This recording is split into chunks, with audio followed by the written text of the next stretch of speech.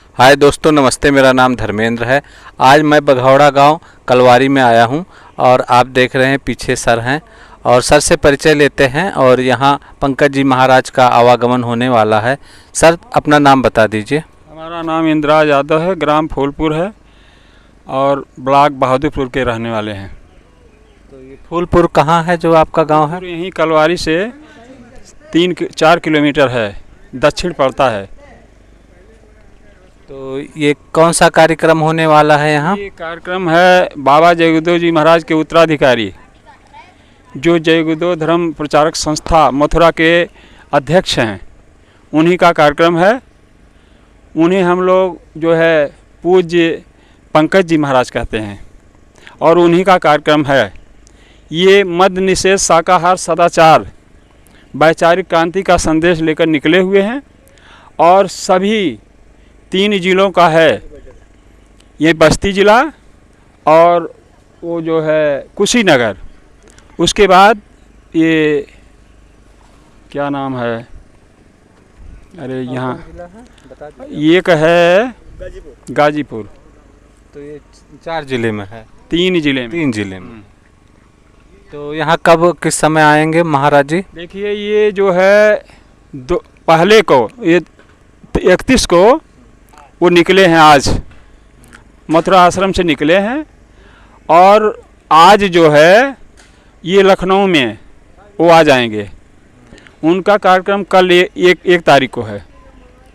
वहाँ पर कार्यक्रम करके संदेश दे करके उसके बाद 2 तारीख को, उसी दिन 1 तारीख को यहाँ आ जाएंगे विक्रम ज्योत में और वहीं से ये बस्ती ज़िले का कार्यक्रम शुरू होगा। 2 से और 8 तक आपके बस्ती ज़िले में है। यहाँ पर जहाँ आप बैठे हुए हैं, यहाँ पर कार्यक्रम उनका है 5 जून को। यहाँ से दुबौली से चलेंगे, 11 बजे है वहाँ 5 को। 5 बजे वहाँ जो है 5 जून को दुबौली में 11 बजे से उनका कार्यक्रम है। उसके बाद यहाँ जो है दूसरे टाइम 3 बजे से 6 बजे तक उनका कार्यक्रम है। यहाँ जहाँ आप बैठे हुए हैं बघौड़ा की बाग में, ये बहादुरपुर ब्लॉक है। और उसके बाद फिर जो है उसी दिन शाम को चले जाएंगे कुदरहा, छेड़िया स्कूल है, वहीं पर उनका विश्राम होगा और सुबह 11 बजे से उनका सत्संग होगा। तो सवाल हमारा है, आप कितने दिन से बाबा जय गुरुदेव इस संस्था से जुड़े हैं? कैसे जुड़े, कुछ बताना चाहेंगे? हाँ, बिल्कुल बताना चाहेंगे। वैसे तो हम जुड़े हैं, 8 की क्लास में पढ़ते थे। सिमरियाओं में बाबा जय गुरुदेव जी महाराज आए थे, वहीं पर हमको कुछ ज्ञान हुआ पढ़ाई के पीरियड में। और कुछ साल तो हम जो है इसमें नहीं रमे, लेकिन धीरे धीरे जब संगत को अटेंड करने लगे तो धीरे धीरे हमको कुछ और ज्ञान बढ़ा।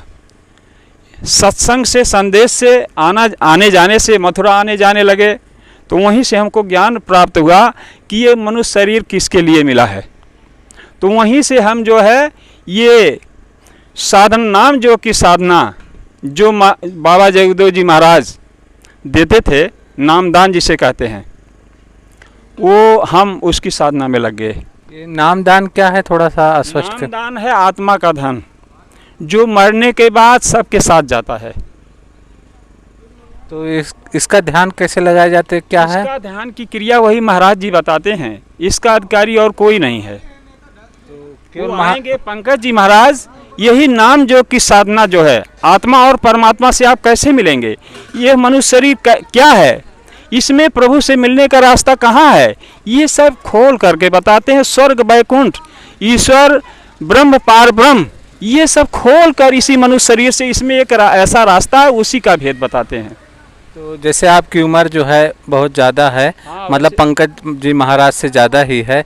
आप कोई सीख नहीं पाए, कैसे जाए, महाराज जी जानते हैं। देखिए, वो साधना जो है वो अधिकारी वही हैं जिनकी पहुंच वहां तक हो जाती है। अभी हम स्कूल में पढ़ रहे हैं, वहां तक हमारी सर्टिफिकेट नहीं बनी है, इसलिए हम अभी स्कूल के बच्चे हैं।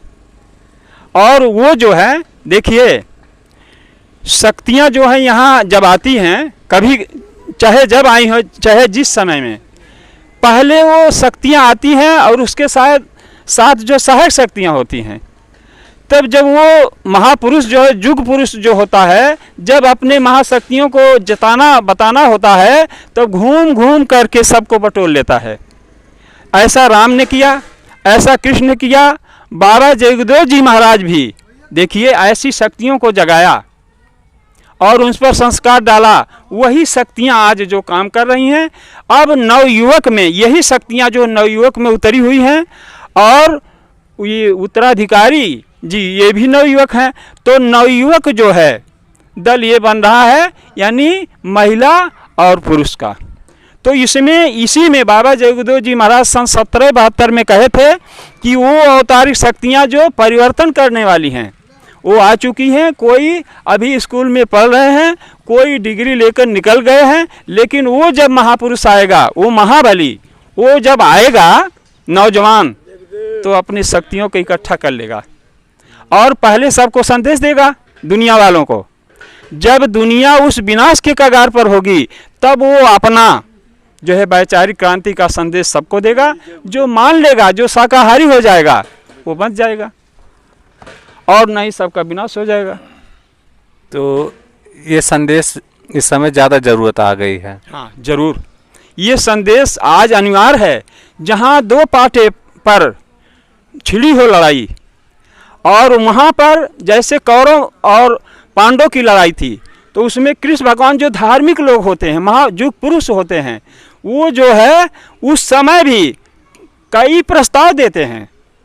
इसी तरह से जैसे कृष्ण भगवान ने 101 प्रस्ताव दिया, तो उस समय युद्ध स्थल पर जब पहुँचे वो, तो वहाँ भी कहा भाई जो इधर से आना चाहे इधर आ जाए, इधर से जाना चाहे उधर चला जाए, धर्म की ओर आना चाहे तो इधर आ जाए, अधर्म की ओर जो जाना चाहे तो उधर चला जाए। तो ये कई आदमी आया था, यही बाबा जगदेव जी महाराज ने ये संदेश दिया, वही ये पूज्य महाराज जी भी देने आ रहे हैं कि भाई शाकाहार हो जाइए, शाकाहारी ही लोग बचेंगे। और हर समय ऐसे ही जिनका खान पान गलत था वही लोग मारे गए हैं। इसलिए सबको क्योंकि प्रजातंत्र में प्रजा राजा है, इसलिए सबको संदेश देना अनिवार्य है।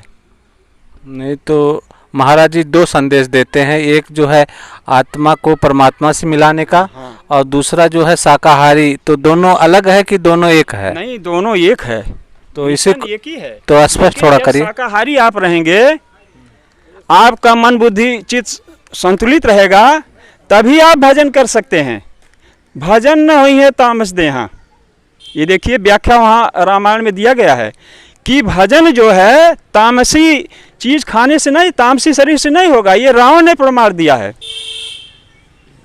इसीलिए बाबा जगदेव जी महाराज शाकाहार पर जोर दे रहे हैं, और महाराज जी भी यही कि आप शाकाहारी हो जाइए। मनुष्य को खाने के लिए जो बना हुआ है, यानी प्रकृति के हिसाब से वही खाना चाहिए।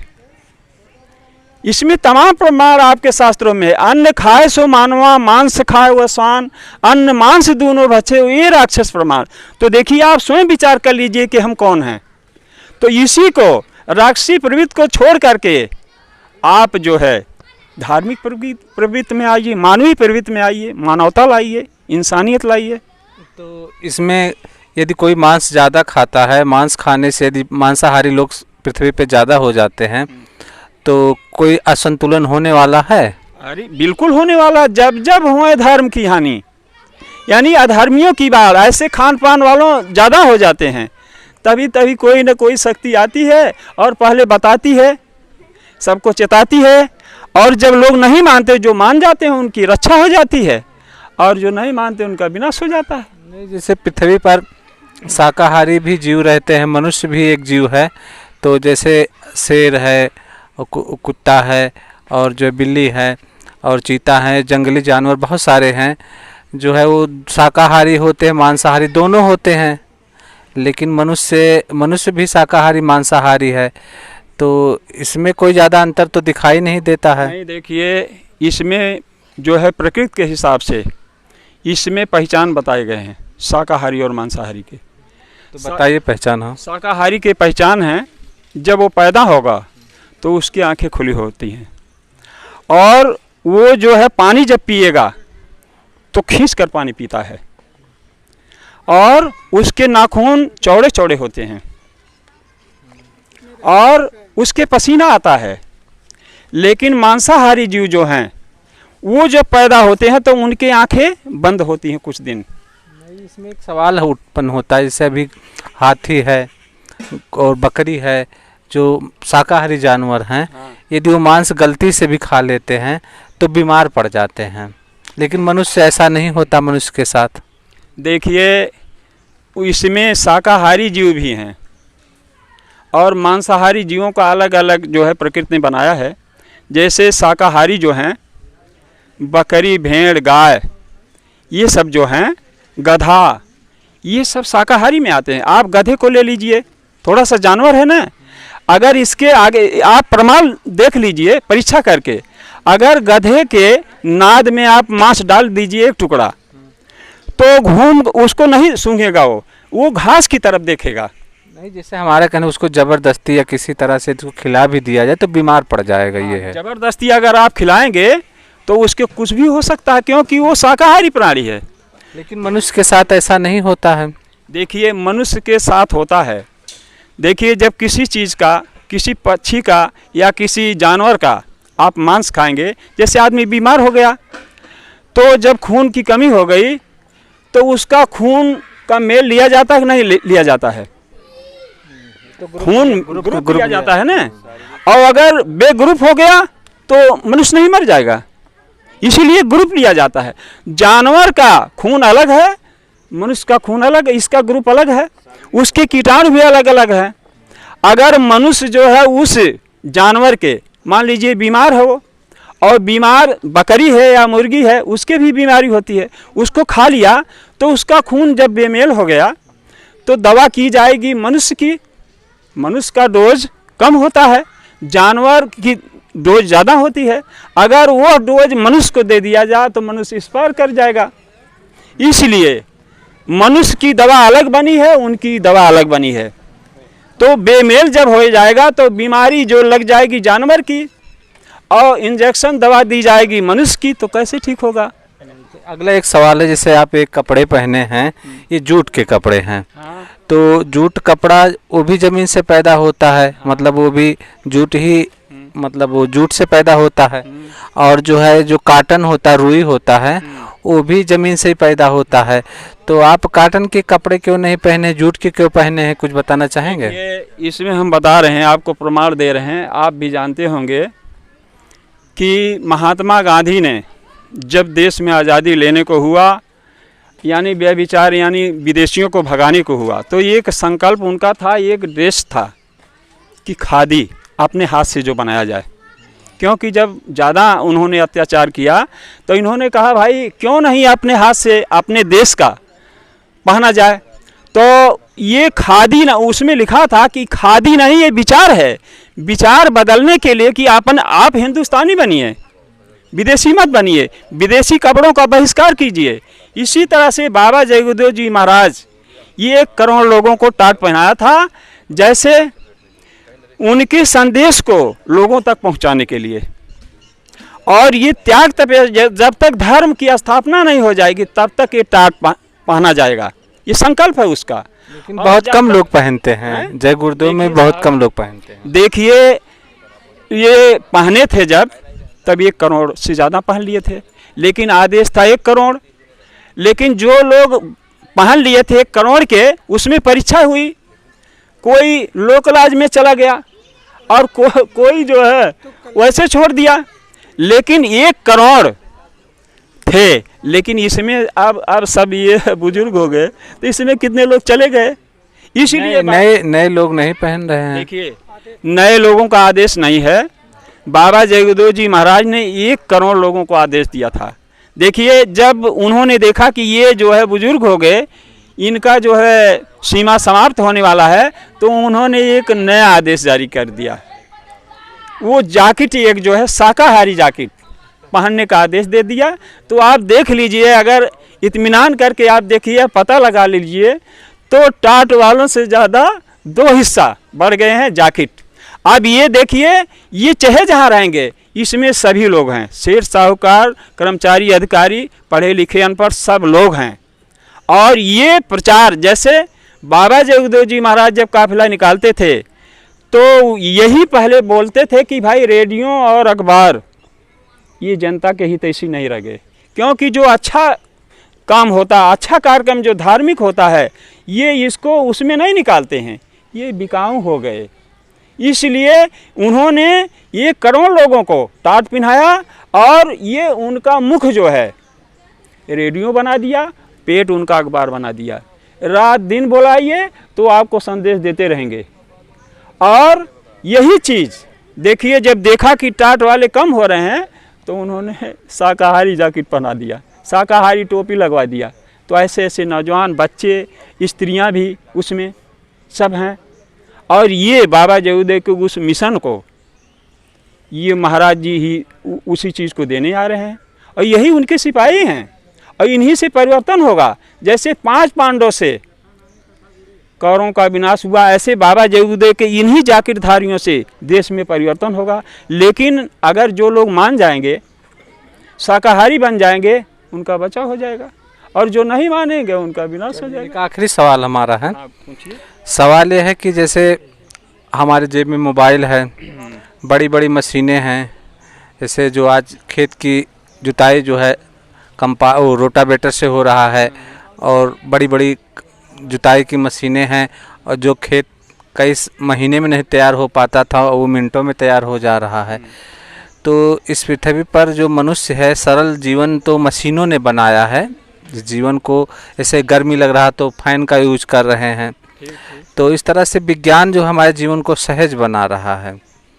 तो इसका हमारा अगला क्वेश्चन है, इसमें विज्ञान सहज बना रहा हमारे जीवन को, तो ये मिशन जीवन को कैसे सहज बना रहा है, ये बताइए। देखिए, ये मिशन जो है जीवन को, देखिए ये शारीरिक तक, विज्ञान जो है शारीरिक बुद्धि तक सीमित है, लेकिन आत्मा जो है इससे परे चीज़ है, विज्ञान से परे चीज़ है, ये आत्मज्ञान। इसमें एक बड़ा सा सवाल उठता है, यदि इतना विज्ञान ना होता, जैसे आज से जब देश आज़ाद हुआ था 1947 में, तो वहाँ जनसंख्या जो है बहुत कम थी, जनसंख्या कम थी, लोगों को सुबह शाम भोजन नहीं मिल पाता था। लेकिन आज जो है विज्ञान इतना अच्छा है, विज्ञान के द्वारा लोगों का पेट भर रहा है। तो विज्ञान, यदि विज्ञान का विकास भी, तो अध्यात्म भी जरूरी है, लेकिन विज्ञान भी जरूरी है। तो संस्था को दोनों काम करना चाहिए, एक ही या काम करना चाहिए, क्या आप कहना चाहेंगे? देखिए, विज्ञान जो है, ये विज्ञान भी ये आध्यात्मिक की एक प्रथम सीढ़ी है, इसको भी होना अनिवार्य है और इसकी भी ज़रूरी है। नहीं होता तो आज मतलब इतनी जनसंख्या का भोजन नहीं उपलब्ध हो पाता। देखिए, भोजन तो देने वाला ऊपर है, जब विज्ञान नहीं था तब भोजन तो क्या लोग मर जाते थे? एक जो है, एक औरत के 10 बच्चे पैदा होते थे तो मुश्किल से 1-2 बचते थे। देखिए सर, जब आप पैदा ही नहीं हुए थे तो बता दीजिए, 9 महीने जब आप उल्टे टंगे थे, कोई आपका सगी संबंधी, कोई मनुष्य शरीर में था ही नहीं।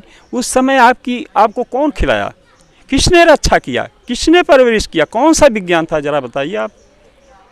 विज्ञान जब माँ संतुलित भोजन करेगी, अच्छे जैसे अच्छा स्पर्म ओवम रहेगा, तो वहाँ पेट में बच्चा सुरक्षित रहेगा। भोजन खराब रहेगा, उसका खान पीन खराब रहेगा तो सुरक्षा घट जाएगी। लेकिन ये भोजन से सीमित नहीं होता। उस समय जब जीवात्मा ये अंदर थी, उसका जो है लोथड़ा बना था, जीवात्मा उसमें पिनाई गई, वो अन्न नहीं खाता था, दूध नहीं पीता था अंदर, उसका भोजन कुछ और था। उसी चीज़ को महाराज जी आज बताने आ रहे हैं। ये चीज़ आपको बराबर मिल रही, जो आत्मा का खुराक है। शरीर तो नाशवान है, शरीर के लिए भोजन सब बनाए गए विज्ञान के द्वारा, लेकिन आत्मा अगर इससे निकल जाए तो सारा विज्ञान खत्म हो जाता है। प्रथम सीढ़ी है विज्ञान। विज्ञान भी रहना अनिवार्य है, लेकिन आध्यात्मिक यानी आत्मज्ञान यानी आत्मा का ज्ञान भी होना जरूरी है। यही संत जो है, विज्ञान का ज्ञान तो यहाँ तमाम तरह से गुरु बैठे हुए हैं। ये पता, जैसे हमारा एक सवाल है, जैसे हमारे देश में विज्ञान का, जैसे जो हम वायर ये लिए हैं, ये इंडिया में नहीं बना। जो मोबाइल चला रहे हैं ये भी इंडिया का इन्वेंशन नहीं है। बहुत कम चीज़ें बन पा रही हैं, तो क्या हमारा फर्ज नहीं है कि हम लोग विज्ञान पे भी काम करें? देखिए, विज्ञान जो है बिना आत्मज्ञान के अधूरा रहता है। विज्ञान बढ़ गया है, लेकिन आज देखिए कितना चरित्र गिर गया है। विज्ञान तो बना दिया, सुविधा बना दिया, लेकिन आपका चरित्र बनाने का काम विज्ञान नहीं कर सकता। ये साइंस ऑफ सोल की विद्या है। इसको कोई संत महापुरुष, ऐसे समाज में आप जाएंगे तब आपका चरित्र उत्थान होगा। जय गुरुदेव।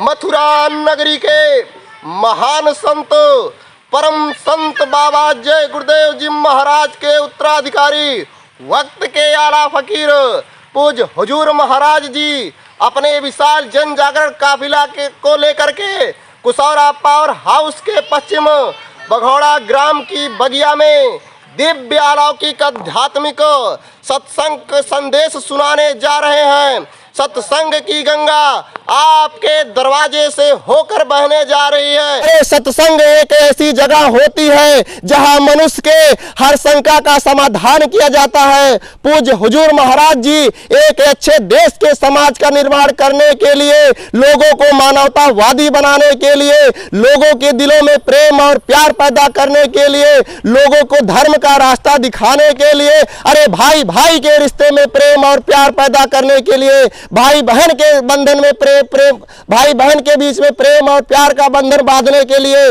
बाप बेटे के रिश्ते में प्रेम और प्यार का बंधन बांधने के लिए आने वाला 5 जून दिन रविवार शाम 3 बजे पूज्य हुजूर महाराज जी अपने विशाल काफिला के साथ में कुशौरा पावर हाउस के पश्चिम बघौड़ा नामक ग्राम की बगिया में दिव्य अलौकिक आध्यात्मिक सत्संग की गंगा बहाने जा रहे हैं।